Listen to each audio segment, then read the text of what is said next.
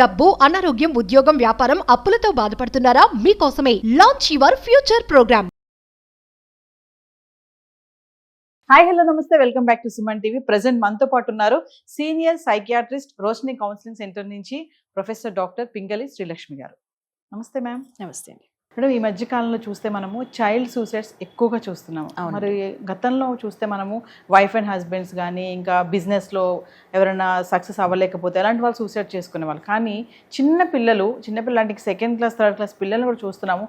Teacher తిట్టిందనో, mother ఏదో అన్నారనో, father ఏదో అన్నారనో, friends మధ్యలో వాళ్ళని ఏదో అన్నారనో వెళ్ళి సూసైడ్ చేసుకోవడం, అంటే హ్యాంగ్ చేసుకోవడం వరకు వెళ్ళిపోతున్నారు. అంటే పిల్లల్లో ఈ మానసిక ఒత్తిడి అనేది ఎందుకు వస్తుంది? అంటే దీనికి కారణాలు ఏంటంటే?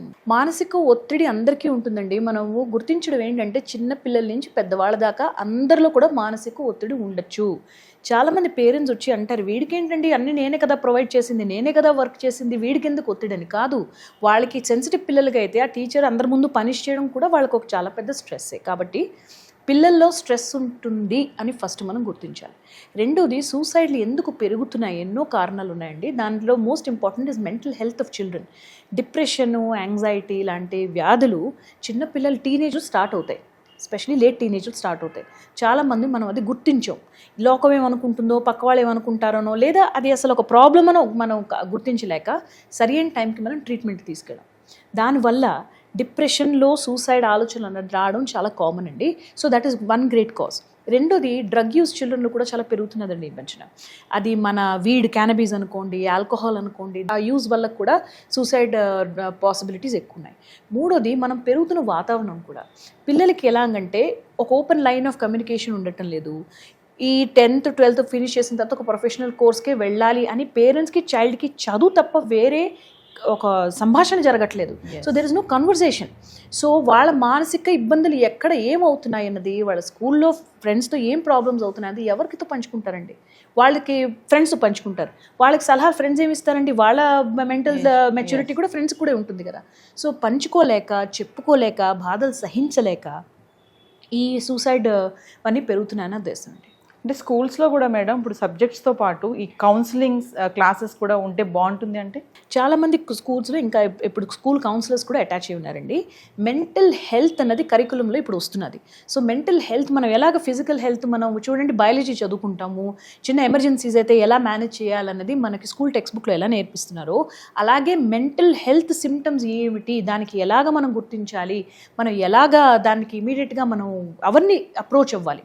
నాకు బాధగా ఉంది, నేను ఎవరిని అప్రోచ్ అవ్వాలా? టీచర్ని అప్రోచ్ అవ్వాలా? కౌన్సిలర్ అప్రోచ్ అవ్వాలా? పేరెంట్స్ అప్రోచ్ అవ్వచ్చా అనేది పిల్లలకి క్లియర్ కట్గా గైడ్ లైన్స్ ఇంట్లో ఇంకా స్కూల్లో కూడా ఇస్తే చాలా మటుకు ఈ ప్రాబ్లమ్స్ మనం కనీసం కొన్నైనా ప్రివెంట్ చేయగలం. మనం చాలా ఇన్స్టెన్స్లో చూసాం కదా మేడం. స్కూల్లో కనుక పిల్లలు ఎవరైనా సూసైడ్ చేసుకుంటే ఇమీడియట్లీ పేరెంట్స్, రిలేటివ్స్ వెళ్ళి అక్కడ గొడవ చేస్తూ ఉంటారు. మా అబ్బాయిని ఏం చేశారు, మీరు ఏమన్నారు, వాళ్ళు ఏమన్నారు అని చెప్పేసి. అయితే ఇక్కడ పేరెంట్స్ పాత్ర ఏమి లేదా? ఇన్సిడెంట్కి స్కూల్కే సంబంధమా? పేరెంట్స్ తప్పు ఏం లేదా? అంటే నా ఉద్దేశంలో సూసైడ్ ఇస్ నెవర్ ఐసోలేటెడ్ అండి. సడన్గా ఒక మైండ్లో వచ్చి సూసైడ్ చేసేసుకోవాలని ఎప్పుడు ఉండదు. It is a story building up. ఎప్పటి నుంచో ఏదో చిన్న ప్రాబ్లమ్స్ అన్నీ యాడ్ అవుతున్నాయి. ఆ టీచర్ తిట్టడం అన్నది ఒక ఫైనల్ ఒక ప్రాబ్లం అయ్యి మరి అది భరించలేక వాళ్ళు చేసిన అటెంప్ట్స్ చేసినవి ఉంటాయి. So parents and teachers equally responsibility. Society as a whole మనం రెస్పాన్సిబిలిటీ తీసుకోవాలండి. పేరెంట్స్ ప్రాబ్లమ్స్ ఉంటే గుర్తించాలి, టీచర్స్ ప్రాబ్లమ్స్ ఉంటే గుర్తించాలి. పేరెంట్స్ అండ్ టీచర్స్ మధ్యలో కూడా కమ్యూనికేషన్ ఉండాలి. మీ అబ్బాయి అమ్మాయి ఇలా ఉన్నారు, ఇలా ఈ మాటకి స్ట్రెస్ అవుతున్నారని చెప్పి చేయాలి. మనం అందరం కూడా టీచర్స్ తిట్టినప్పుడు తిట్లు తినే పెరిగిన వాళ్ళం, అంత సెన్సిటివ్గా మనం కూడా ఉండలేదు. కానీ ఈ particular generation for some reason is becoming extremely sensitive. Yes. So parents have to play a bigger role. Teachers also have to play an equal role. ఇద్దరిలో కమ్యూనికేషన్ ఉండడం చాలా అవసరం. ఎంతమంది పేరెంట్స్ మేడం ఈ మధ్య కాలంలో చూసుకుంటే మీరు అన్నట్టుగానే స్టడీసే స్కూల్ నుంచి రాగానే కూడా ఏం చెప్పారు, ఏంటి, చలో ట్యూషన్ కానీ పేరెంట్సే తప్ప మీరు అన్నట్టుగా ఇలా కూర్చోపెట్టి ఈరోజు ఏం జరిగింది క్లాసు, ఏంటి, అంతా ఓకేనా, ఏమన్నా బ్యాడ్ థింగ్స్, గుడ్ థింగ్స్ ఇవన్నీ మాట్లాడుతున్నారా పేరెంట్స్ పిల్లలతో? అంటే పేరెంట్స్కి టైం ఎక్కడ ఉంటున్నారండి? వాళ్ళు పరుగులు పెడుతున్నారు, పిల్లల చేత కూడా పరిగెట్టిస్తున్నారు. అది మనకి ఒక నెసెసిటీ కూడా అయిపోయిందండి. వాళ్ళు ఉండాలంటే, అందరితో బతకాలన్నా కూడా అది పేరెంట్స్ని బ్లేమ్ చేయడానికి లేదు, వాళ్ళకి కూడా అంత టైం ఉండటం లేదు. దానివల్ల మీడియా ఇన్ఫ్లుయెన్స్ పిల్లల మీద ఎక్కువ పడుతున్నది. సో వాళ్ళు చూసిన ఆన్లైన్ చూసినవి, వాళ్ళు టీవీలో చూసుకున్నవి, వాళ్ళ ఇన్స్టాగ్రామ్లో చూసుకున్నవి, దానివల్ల కూడా వాళ్ళు ఇన్ఫ్లుయెన్స్ అవుతున్నారు.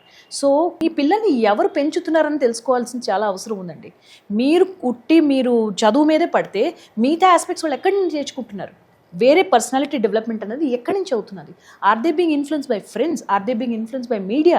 ఇవన్నీ మనం తెలుసుకోకుండా ఉంటే, గుడ్డిగా ఉంటే మాత్రం ఈ పిల్లలు ఇలాంటి ప్రాబ్లమ్స్ పడే అవకాశం ఉంటుంది. అంటే మేము స్కూల్కి పంపించేస్తున్నాము, అక్కడ ఏం జరుగుతుందో మాకు తెలియదని పేరెంట్స్ వాదన.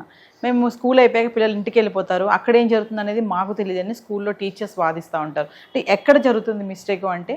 కమ్యూనికేషన్ అండి. పేరెంట్స్ అండ్ టీచర్స్ ఇద్దరి మధ్యలో కమ్యూనికేషన్ ఉండాలి. దాంతో ఇది స్పెసిఫిక్ ఇన్సిడెంట్స్ గురించి మాట్లాడక్కర్లేదు. General overall nature of the child గురించి మనం తెలుసుకోవాలి. మన వాడు సెన్సిటివ్గా ఉంటాడా, మొండిగా ఉంటాడా, ఫ్రెండ్స్ ఉన్నారా లేరా, బాధలు చెప్పుకోగలుగుతున్నాడా చెప్పుకోలేడా, మనసులో పెట్టుకుంటాడా, బయటికి ఫ్రీగా మనతో ఎక్స్ప్రెస్ చేయగలుగుతున్నాడా, ఈ క్యారెక్టరిస్టిక్స్ అని మనం తెలుసుకోవాలి.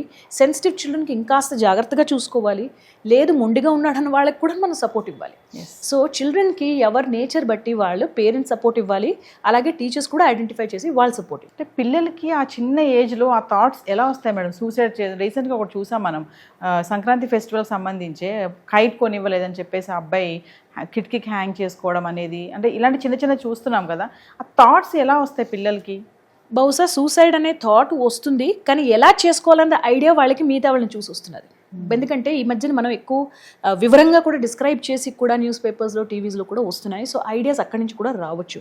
సో సూసైడ్ని రిపోర్ట్ చేసినప్పుడు కూడా చాలా సెన్సిటివ్గా రిపోర్ట్ చేయాలి అన్నది కూడా మన రూల్స్లో ఉంది. How to report a case of suicide, specially చిల్డ్రన్లో. ఓకే, సో ఐడియాలు ఎన్ని చోట్ల నుంచో రావచ్చండి.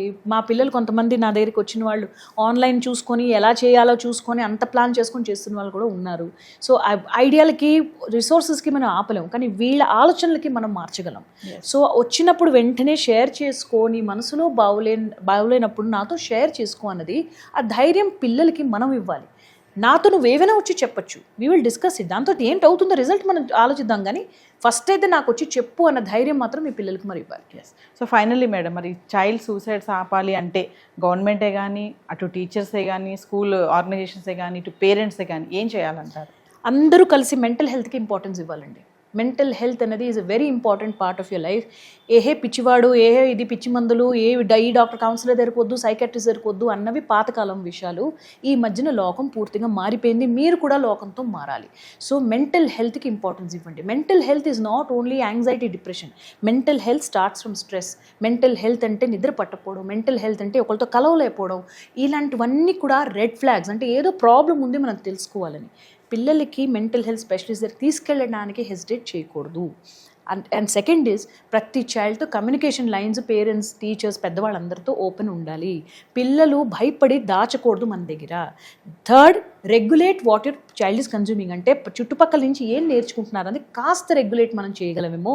వాళ్ళు ఏంటి యూస్ చేస్తున్నారు, సోషల్ మీడియాలో ఏం చూస్తున్నారు, టీవీలో ఏం చూస్తున్నారు అన్నది కాస్త మనం కన్ను వేసి ఉంచడంలో తప్పులేదండి. అయితే బయట ఒక అపోహ ఉంది మేడం, మా అబ్బాయిని సైకియాట్రిస్ట్ తీసుకెళ్తున్నాము అని అంటే ఎవరికి చెప్పకూడదు, చెప్పకుండా వెళ్ళాలి, తెలిస్తే అమ్మో అబ్బాయికి ఏమైంది, వాడు ఏంటి అలా ఉన్నాడు అందుకే తీసుకెళ్తున్నారా అనే ఒక అపోహ అయితే బయట ఉంది. దానికి ఏం చెప్తారు?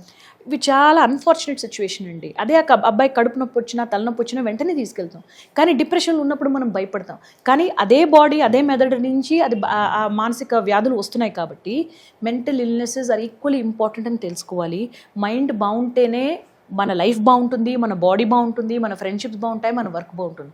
సో మైండ్కి ఈక్వల్ ఇంపార్టెన్స్ ఇవ్వడం చాలా అవసరం. Thank you ma'am. Thank you.